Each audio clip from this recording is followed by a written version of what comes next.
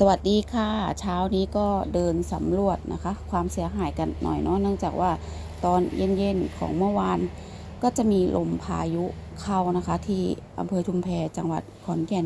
ที่เห็นอยู่นี้ก็จะเป็นบริเวณบางส่วนนะคะในส่วนของสแลนนี่ก็จะขาดเป็น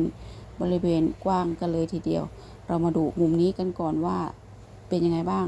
การซ่อมแซมนี่ก็คงต้องซ่อมกันยกใหญ่เนาะบริเวณด้านหลังนี่ส่วนใหญ่เป็นไม้นะคะก็อาจจะมีบางส่วนที่ผุพังไปบ้างตามกาลเวลาเนาะแต่ว่าก็อาจจะมีโซนด้านหน้าที่เป็นเหล็กนะคะก็จะมีโค้งงอที่เห็นอยู่นี่คือปริมาณน้ำฝนนี่ไม่มากนะคะแต่ว่าลมนี่เข้ามาเมื่อวานนี้ก็ค่อนข้างที่จะหนักกว่าทุกๆรอบเดี๋ยวยังไงเราก็แก้ไขแล้วก็ซ่อมแซมกันไปเนาะบางที